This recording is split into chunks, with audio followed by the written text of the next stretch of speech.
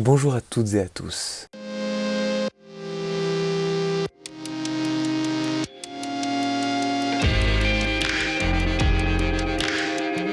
J'espère que vous allez bien. Nous sommes ensemble pour quelques minutes de sociologie et une deuxième leçon portant sur le chapitre « Comment devenons-nous des acteurs sociaux ?» Dans la précédente leçon, nous avions décrit et défini le processus de socialisation. Dans cette deuxième leçon, nous allons tout simplement nous pencher sur les êtres et les choses qui exercent les influences socialisatrices. Nous allons nous intéresser à ce qui nous socialise, à ces circonstances, ces groupes, ces individus, ces objets qui participent à la formation et à la transformation de ce que nous sommes. Ces êtres et ces choses qui participent à la socialisation, nous les nommons les instances de socialisation.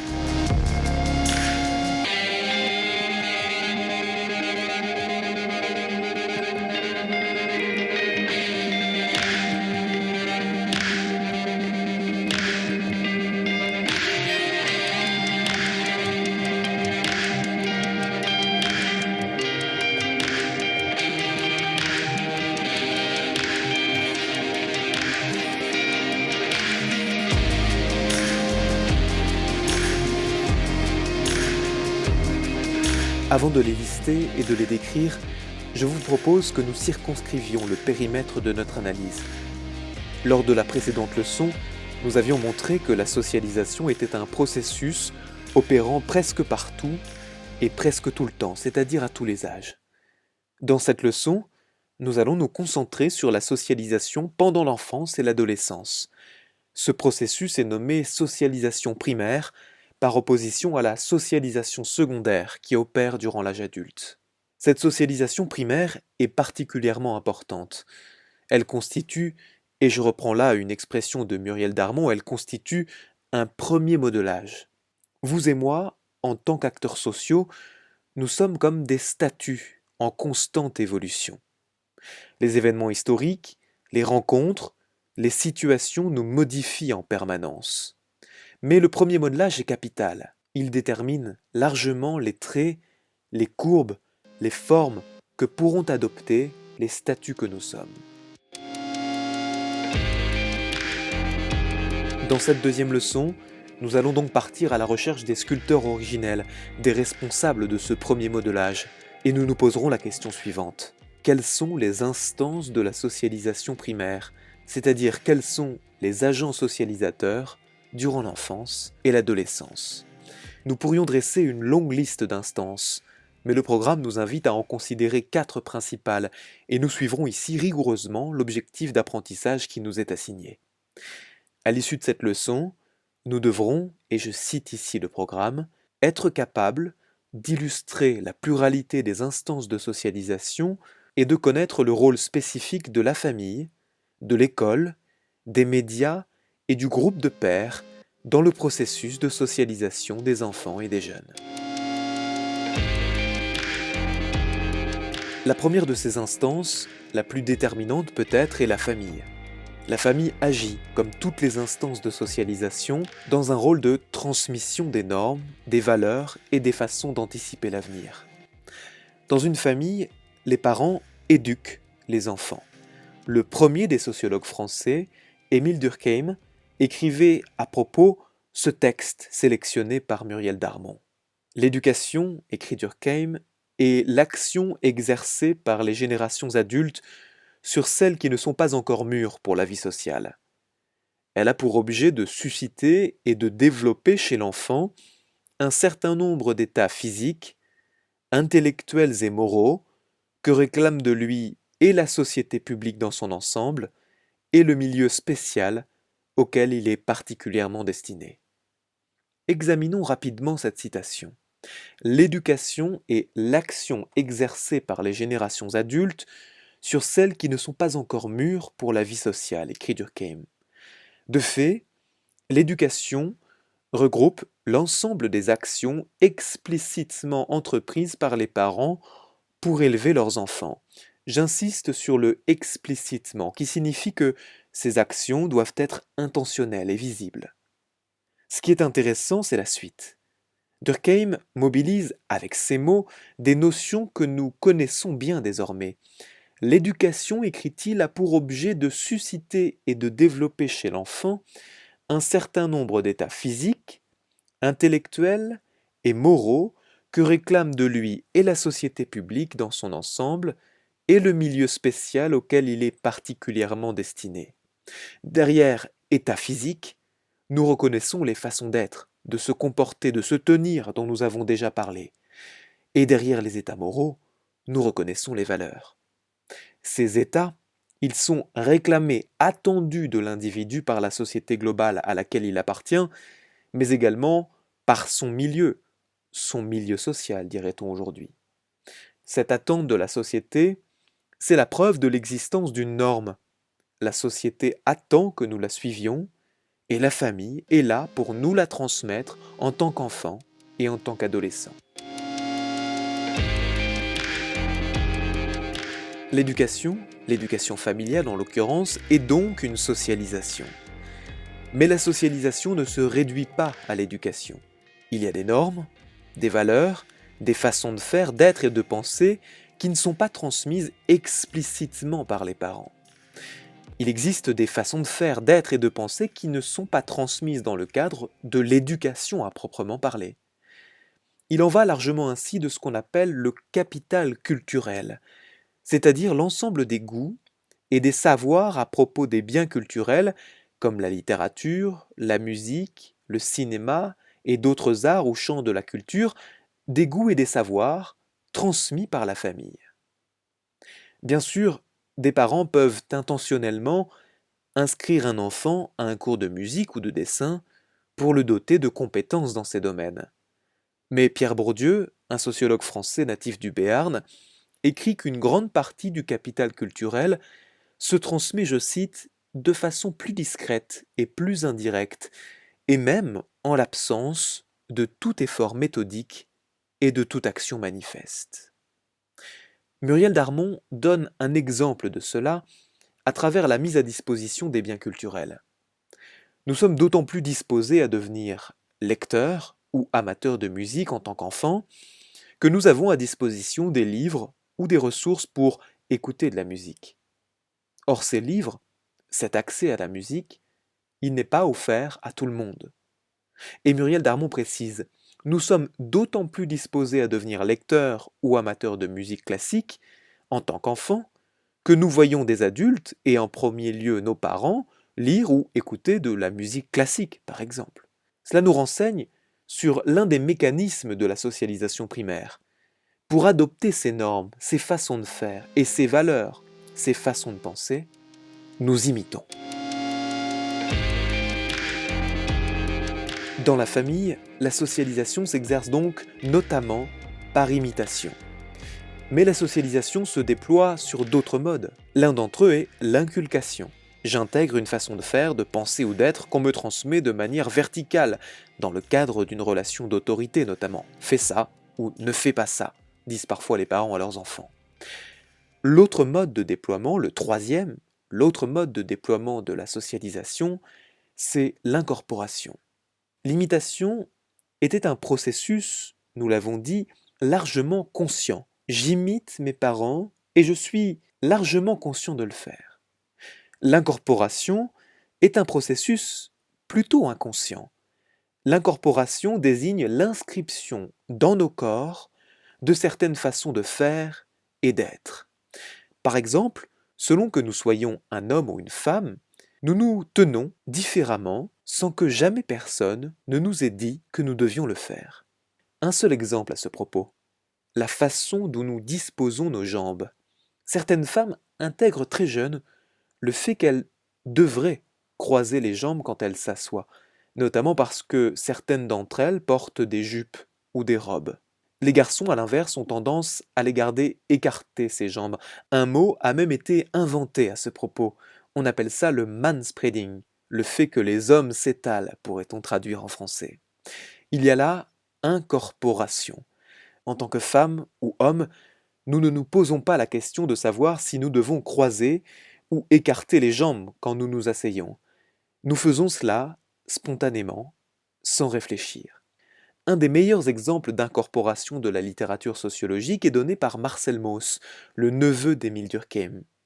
Marcel Mauss, rapporte Muriel Darmon, Marcel Mauss raconte qu'il ne peut pas s'empêcher de nager en recrachant de l'eau comme un bateau à vapeur par la bouche, parce que, explique-t-il, de son temps, on apprenait à nager de cette manière-là et que son corps n'en connaît pas d'autre. L'incorporation, c'est exactement ça. C'est l'inscription au plus profond de nous, l'inscription dans notre corps de certaines façons d'être et de faire. C'est pourquoi Pierre Bourdieu écrivait qu'en tant qu'enfant, parfois, nous apprenons par corps. Nous pouvons dresser un bilan de cette première partie très riche à propos de la socialisation familiale. Nous avons montré que la famille est une instance de socialisation, c'est-à-dire qu'elle participe au processus de formation et de transformation de l'individu durant l'enfance. Je vous ai alors indiqué que l'éducation est une modalité de la socialisation, mais que la socialisation ne se réduit pas à l'éducation. En fait, nous avons constaté que des façons de faire, lire ou ne pas lire, jouer ou écouter de la musique ou ne pas en jouer ou ne pas en écouter, ces manières de faire peuvent se transmettre sans volonté d'éduquer. De fait, la socialisation familiale ne se réduit pas aux actions explicitement entreprises par les parents pour élever leurs enfants. Elle procède, c'est-à-dire qu'elle opère aussi par imitation et par incorporation, autrement dit par inscription dans nos corps de certaines façons d'être et de faire que nous réactivons sans conscience de le faire. Maintenant que nous avons décrit la socialisation familiale, la socialisation dans et par la famille, décrivons la socialisation exercée par les trois autres instances restantes: l'école, les médias et les groupes de pairs. Commençons par l'école. En quoi l'école constitue-t-elle une instance de socialisation? En d'autres termes, en quoi participe-t-elle à la transmission de façons d'être, d'agir et de penser? Muriel Darmon estime que la fréquentation de l'école obligatoire de 3 à 16 ans minimum nous transmet au moins 3 types de dispositions. D'abord, des façons de penser et de faire liées au contenu des cours eux-mêmes, ce qu'on appelle parfois les savoirs et savoir-faire scolaires. Mais l'école transmet autre chose que des savoirs. L'école transmet aussi des normes pratiques en lien avec l'institution qu'elle est. Par exemple, le respect d'un emploi du temps et d'horaires précis, ou encore des façons de se comporter en public. Et l'école transmet également des valeurs en lien avec ce qu'elle est toujours. Elle prétend notamment être un des vecteurs de transmission des valeurs de la République, en particulier de celles constitutives de notre devise nationale: liberté, égalité, fraternité. Enfin, l'école est un lieu de transmission de normes et de valeurs qui n'ont qu'un lien ténu, c'est-à-dire faible, avec l'institution qu'elle est. C'est parfois à l'école que nous adoptons par imitation et par expérimentation des normes concernant par exemple la vie amoureuse ou les rapports amicaux. Façon de penser et de faire liées au contenu des cours, normes et valeurs en lien avec l'institution scolaire, et normes et valeurs sans lien avec l'institution scolaire, voilà les 3 types d'apports de l'école en tant qu'instance de socialisation.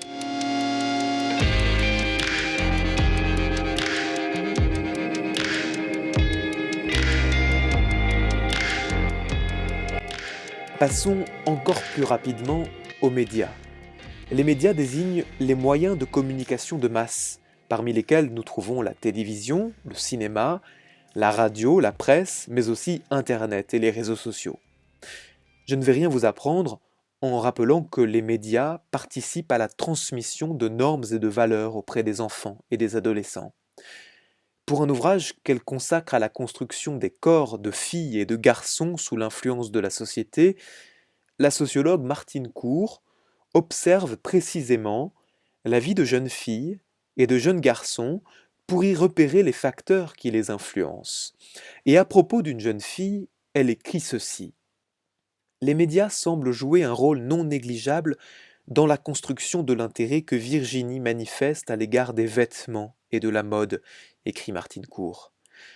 Virginie regarde en effet beaucoup les émissions de variété à la télévision. Pendant l'année de l'enquête et pendant la précédente, elle a suivi Star Academy, Popstar, À la recherche de la nouvelle star ainsi que Graines de star. Et elle voue une admiration particulière à la chanteuse Laurie. Elle a par exemple réclamé à sa mère de lui acheter une casquette blanche de la marque Nike parce qu'elle ressemblait à celle de la chanteuse.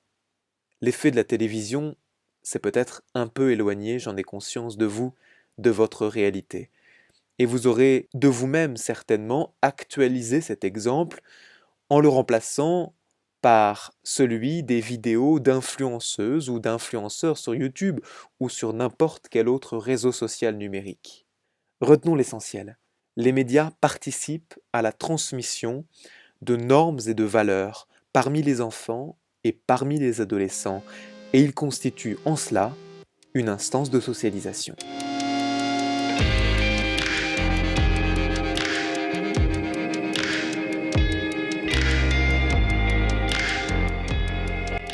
Terminons par la quatrième instance de la socialisation primaire, les groupes de pairs, P-A-I-R-S.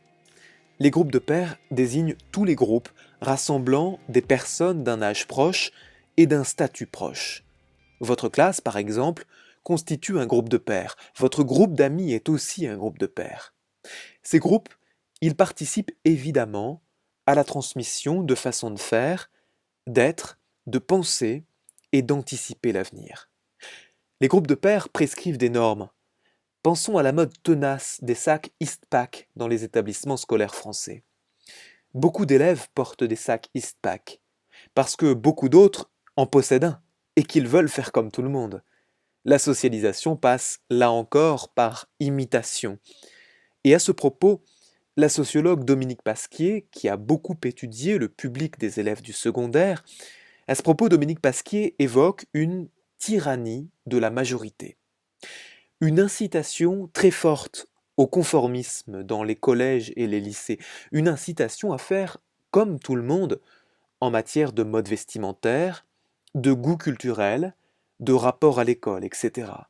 Cette incitation est d'autant plus forte que Dominique Pasquier observe que de nombreux groupes de pairs mettent en œuvre des stratégies parfois brutales de sanctions sociales en cas de non-respect des normes. Elle observe des mises à l'écart, des remarques verbales, voire des brimades à l'encontre de celles et ceux qui n'obéissent pas à cette tyrannie de la majorité. Il ne faudrait pas pour autant que vous dressiez un tableau uniquement négatif de l'influence des groupes de pairs, et il faut surtout que vous reteniez cette idée très simple. Les groupes de pairs prescrivent des façons de faire, d'être, de penser et d'anticiper l'avenir. Les groupes de pairs constituent des instances de la socialisation primaire, la socialisation durant l'enfance et l'adolescence.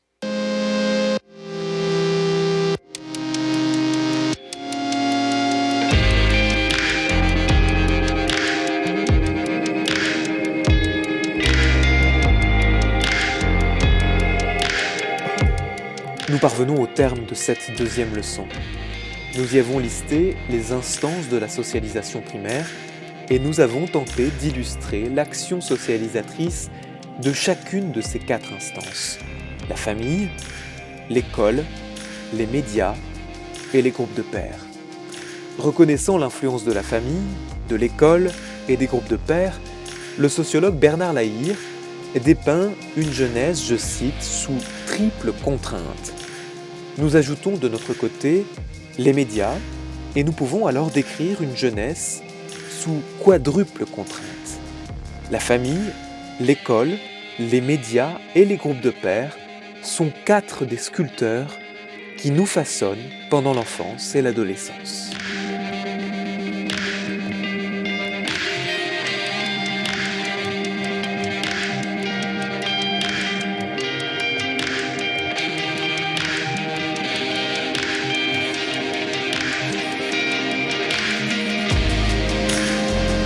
Nous avons jusqu'alors présenté la socialisation primaire comme un processus uniforme, comme si chaque enfant, chaque adolescent été façonnée de la même manière.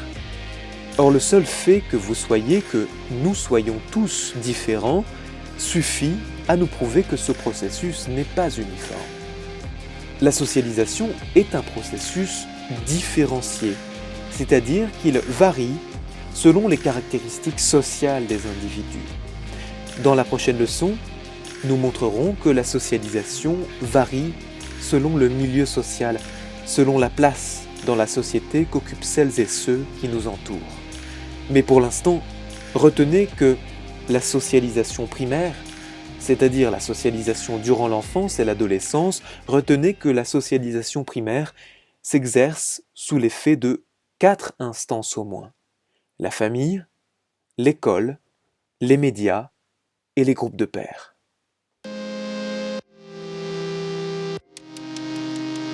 C'est la fin de cette leçon. Portez-vous bien.